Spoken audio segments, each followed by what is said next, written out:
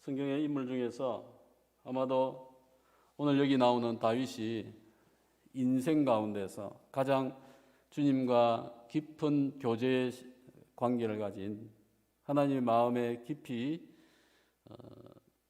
깊은 체험을 한 성도가 아닐까 생각합니다. 그는 왕이었음에도 불구하고 어릴 적부터 양을 치고 목동의 일도 하고 전쟁에 나가기도 하고 왕이 되기도 하고 그와 같은 생애 가운데서 늘 하나님과 동행하고 하나님을 찬양하는 그 가운데서 또 하나님께서 귀하게 역사하신 것을 보게 되어집니다. 오늘 베드로가 설교를 하면서 계속해서 다윗의 찬양을 가지고 설교하면서 마치고 있습니다. 25절 내가 항상 내 앞에 계신 주를 배웠으며 나로 요동하지 않게 하기 위하여 그가 내 우편에 계시도다. 이것은 하나님께서 다윗의 입을 빌려서 마지막 때에 대한 예수님이 오심에 대한 예언을 포함시키고 있습니다. 함에도 다윗은 진정 이와 같은 마음, 이와 같은 신앙의 경륜 가운데서 고백을 하였다라고 할 수 있겠죠. 시편의 많은 시를 다윗이 썼다고 이야기합니다. 그만큼 단순한 책이 아니고 하나님을 경험하고 그 속에서 자기가 겪은 것을 글로서 표현을 하였다고 하는 것입니다. 내가 항상 내 앞에 계신 주를 배웠다라고 이야기합니다. 시편에 있는 말씀을 16편에 있는 말씀을 인용한 것인데요. 시편에서는 내가 주를 모셨다 했습니다. 항상 주님 앞에 나와서 주님을 보았다, 예배한다, 모셨다 같은 의미로 본다고 하는 거죠. 하나님께서 나를 요동하지 않기 위해서 항상 어디에 계셨다고 했습니까? 내 오른편에 있었다. 다윗은 그의 신앙의 체험이 진짜 그랬죠. 하나님이 항상 그의 오른편에 있었어. 지켜주고 보호해주고 다윗의 인생이 참 고난도 많이 있었지만 그때마다 하나님이 자기의 우편에 계신 것을 경험을 하였습니다. 26절 말씀 속에서 그는 세 가지 행복을 이야기하고 있습니다. 세 가지 즐거움을 이야기하고 있습니다. 그래서 내 마음이 기뻐하였고 내 혀도 즐거워하였으며 육체도 희망에 거할 것이다. 마음에 기쁨이 있었고요. 혀도 즐거웠다. 시편에서는 영이 즐거웠다고 했습니다. 그래서 마음이 기쁘고 영이 기쁘고 육신도 희망이 있는 다윗의 모습을 보게 되어집니다. 영과 육과 몸이죠. 영과 육과 마음이죠. 이와 같은 다윗의 인격 자체가 온전히 하나님이 함께 하시기 때문에 굉장히 즐거웠고 행복했고 희망이 있었다라는 것을 볼 때에 정말 그가 하나님과의 동행 속에서 어떤 은혜를 입었는가 하는 것이죠. 그 다음에 그가 이야기하는 것이 무엇입니까? 이는 27절 내 영혼을 음부에 버리지 아니하시고, 이 음부라는 것은 이제 지옥, 영적인 의미에서 땅 속에 죽은 자가 가는 곳, 심판받는 곳, 결코 좋은 곳이 아닙니다. 그런데 주님께서 나를 버리지 않을 것이다. 주의 거룩한 자로 썩음을 당하지 않게 하실 것이다. 어떤 이야기들을 하고 있는데요. 27절부터 이 내 영혼을 음부에 버리지 아니하시며, 이것은 다윗의 입술을 통해서 고백한 것이지만은 이 내 영혼은 메시아를 이야기합니다. 메시아의 고백입니다. 예수님의 고백입니다. 이것을 시편에서 예언을 하였던 것이죠. 예수님께서 무덤에 갇히지만은 그 음부의 죽음 가운데 버리짐을 당하지 않는다고 하는 것이고 썩음을 당하지 않게 하실 것이다라는 예언이 되고 있습니다. 또한 주께서 생명의 길을 내게 보이셨으니 주 앞에서 내게 기쁨이 충만하게 하시리로다. 주님께서 죽음 가운데 있는 것이 아니고 생명의 길로 다시 구원하여 주셔서 기쁨이 충만케 한다라는 찬양을 하였습니다. 그 다음에 계속 나오는 이야기들을 보면 다윗의 무덤에 대한 이야기가 나옵니다. 29절 속에 보면 내가 조상 다윗에 대하여 담대히 말할 수 있노니 다윗이 죽어 장사되어 그 묘가 무덤이 오늘까지 우리 중에 있는도다. 지금 예수님 시대에도 다윗의 무덤이 있어요, 없어요? 존재했다고 하는 것입니다. 지금도 예루살렘 가면 다윗의 무덤이다라고 이야기하는 곳이 있습니다. 다윗의 무덤이 있다고 하는 것은 무슨 얘기입니까? 지금 베드로가 야 지금도 다윗의 무덤이 있지 않느냐, 이 얘기는 다윗은 지금 영원히 살아서 어디 딴 곳에 있는 것이 아니고 그의 육신은 아직 여기 있다고 하는 거죠. 아직 부활하지 않았다고 하는 얘기죠. 그래서 이 시편의 내용은 누구에게 적용시키고 있습니까? 여기에서 이야기한 음부의 버림을 당하지 않고 썩지 않을 존재가 누구냐? 내 영혼이, 그것이 주님이시다는 거죠. 그분이 예수님이시다라고 베드로가 증거하고 있는 것입니다. 오늘 다윗은 예수님을 예표하는 아주 왕입니다. 그래서 다윗의 왕권을 보면 예수님께서 그리스도가 통치하실 왕국의 마지막 때에 이루어질 왕국을 예표하고 있는 것이죠.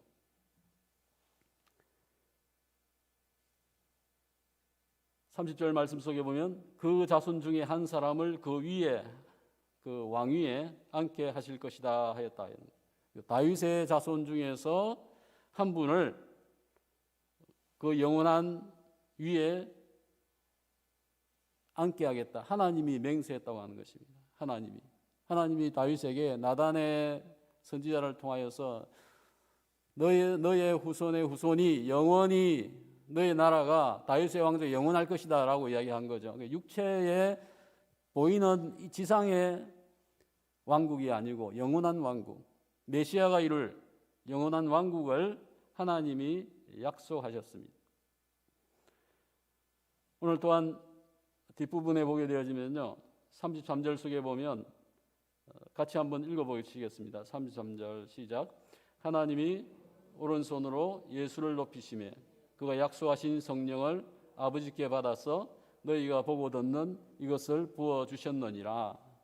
지금 이 설교의 시작은 성령의 강림에서부터 시작되었죠. 아직 설교가 안 끝났어요. 아주 긴 설교를 지금 하고 있는데 더 많은 말을 했다고 성경에 나와 있습니다. 하지만 여기서 강조하고 있는 것이 뭐냐면 지금 성령이 임하여서 우리가 이상한 말을 하고 너희가 듣는 너희 고향 말로 들리는 것이 이게 술 취한 것이 아니고 성령의 역사이다. 근데 오늘 표현을 보면 하나님이 32절부터 보면 예수를 하나님이 살리셨다, 일으키셨다 하는 거죠. 그리고 예수님을 어떻게 했어요? 높이셨다. 무덤 가운데부터 일으켜서 무덤을 나오고 성천까지 하셔서 하나님 우편에 앉히셨다는 것이죠. 그런데 하나님께서 예수님을 이렇게 높이셨는데 예수님은 지금 어디에 있습니까? 이제 하늘로 가셨죠. 하늘로 가셔서 뭐 하세요? 아버지에게서 무엇을 받습니까? 성령을 받습니다. 일종의 그 이미지로 한번 생각해 보시면 예수님이 하늘로 가셔서 성령을 받아서 그 성령을 10일 뒤에 오순절날 누구에게 부어졌다고 했습니까? 제자들. 오늘 이 시간, 그죠? 성령을 부어주셨다. 재미있는 표현. 성령이 또 물건도 아닌데 부어준다.